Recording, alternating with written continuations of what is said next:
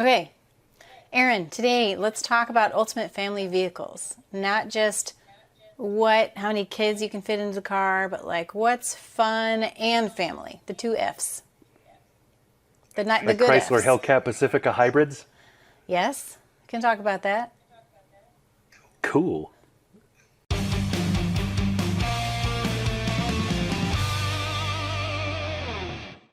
All right, so we're talking about ultimate family vehicles. Like, what do you want to start with? Durango SRT? Yes, that's one of my favorites. Tell me about it. Is Yes. it? One of my favorites, too. It's got, I mean, for somebody that needs 3 rows and plenty of room in SUV form, but you still want that powerful engine, the Durango SRT is perfect. It's 475 horsepower, all-wheel drive, or four-wheel drive, but full-time, as I recall, and has a wonderful, wonderful growl, just a beautiful sound. You can screech out of the parking lot and make all the other parents wonder why they made their life choices, because it's just a beautiful, beautiful SUV. And like like every other Durango, it's huge on the inside and extremely comfortable. It is. I Yeah. wouldn't say it's a luxury SUV. I don't think it's positioned in that way, but it's got plenty of creature comforts and it has that growl, like you say. So it's fun to drive through the school drop-off line. And a very satisfying V8 rumble. Yes, I agree. I like the racing Which stripe segues option too. us, yeah, and that would segue us over to its bigger brother, the Grand Cherokee Trackhawk. Oh, yes. I love that vehicle. I drove it this summer at Gingerman Raceway with the Mama Group, Midwest Auto Riders, and it was so fun. They assigned me a vehicle, and I thought, oh, I get the Jeep Grand Cherokee. But I was so glad I had that. It was so fun to drive. I was amazed at how good of a job they did on the suspension in that. It's really tight. It's really made to go around a corner much better than it should, given the size and weight, the sheer bulk of the thing. And then you've got that 700 odd horsepower of screaming death coming out of that hood. It's a beautiful rig, though. It's a great rig. Really fun. So if you had to assign a song to the Jeep Grand Cherokee Trackhawk, what would it be? If I had to assign a A what? song. A song. Yeah, like what does it make you think of? It's got that growl, it's got power. Rob Zombie Thunder Kiss 69. Yes, that's perfect. Yeah. I can hear the bass line. That's the perfect song for that rig. For sure. I like it. That's a good call. I remember lip syncing that song at a college event. It wasn't even my college. My friend asked me to do it for his club and got kicked out. It was awesome. Okay, do we want to know more about this story?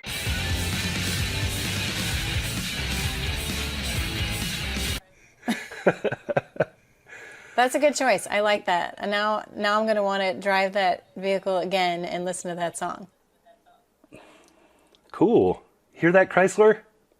Jeep, we need another one. Okay, now it's your turn. Name another one. Another ultimate family vehicle. Ultimate family vehicle.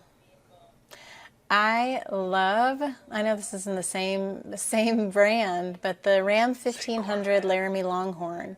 It's so beautiful yeah. and so comfortable. My son got in the back seat and he said he wanted to snuggle with the truck. He said there's so much leather. In fact, he noticed it has like a leather pattern on the infotainment screen. I didn't even notice that. There's leather everywhere, but it's so beautiful and so And comfortable. the little gold filigree that's kind of around the instrument cluster and stuff. Yes. Yeah. It's got like digital filigree. I think people underestimate crew cab pickup trucks as family vehicles. And honestly, the only company I can think of that has really captured that, like grabbed that as a marketing thing, is Ford. Ford makes the F-150 in every imaginable setup for every scenario you could name. And they have a vehicle that, there's a version of the F-150 that would greatly appeal to stay-at-home moms, that would greatly appeal to, the dad that takes his kids everywhere or whatever. I mean, they have a lot of, and I think more than anyone else, they really push that. You get into trucks like that Ram in the limited or Laramie packages, and you're in a luxury vehicle. Oh yeah. And everybody makes one. All the three big makes have them, and Nissan still has the Platinum for the Titan. So that's 4 options in like serious luxury pickup trucks that are still powerful. Yeah, I think people that aren't familiar with trucks, I mean, here in Texas, trucks are extremely common, but in other parts of the country, maybe not so much, and people forget, like you can put a great tonneau cover on the back of any truck and you've got tons of storage. I mean, way more storage than you could get with an SUV. With Ram, you can add Mopar packages, so you have the big sliding drawer storage in the back, and still have the same bed capacity as far as weight on top of that, with the tray that builds over the top of it. And there's aftermarket options for all kinds of storage and upgrades.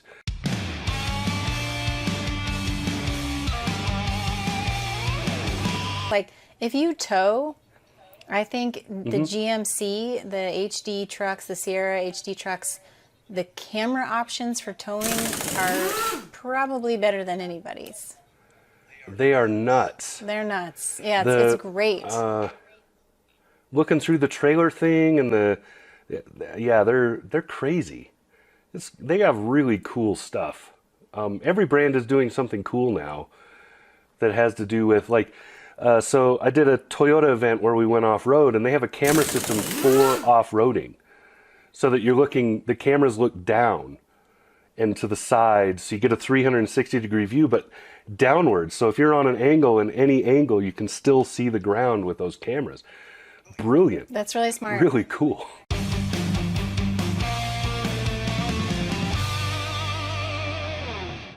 So we're still on Ultimate Family Vehicles, and I just thought about the fact that I spent the last week in the Hyundai Palisade, which is an amazingly great SUV. I was really surprised. I did not expect it to be able to off-road. Really? And it did great. I live in Wyoming, so I'm lucky to have paved roads to my house. There's off-road everywhere. Your life is off-road. I did off-roading in it. I hauled the family around in it. I loved the engine. Engine is it's exactly the right size for that car. And the little gadgets are cool too. In the instrument cluster, it shows you I really hope the audio works out for this, otherwise this video is going to look really bad.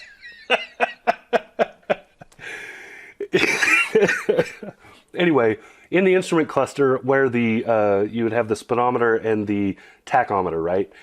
Those change and become the camera view when you turn on the signal. So you signal to one side, that side changes to that camera view so you can see your blind spot. It's awesome. I like that. It's really smart. Yeah.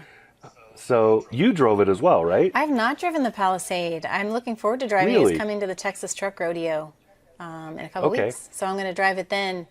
But I have driven the Kia Telluride. Well, that's what I was talking about the Hyundai, right? Yeah, and see, I haven't driven the Kia, so now we get to swap. Talk about that Kia. Well, I can't remember, off the top of my head, I can't remember what all the specs were, but I know for sure that it was very comfortable to drive. It was smoother than what I remember some of the other Kia vehicles that I've driven, and I like all the Kia vehicles that I've driven so far. But the Telluride is something special. I mean, and if you go out and look, like even I was checking on the car seat configurations with Cars.com's car seat check, and it gets good grades across the board. I mean, it does really well. So it has comfort, it has safety features, it has a strong engine, it has an incredible warranty. Both the Kia and the Hyundai, I think they really excel on the warranty side.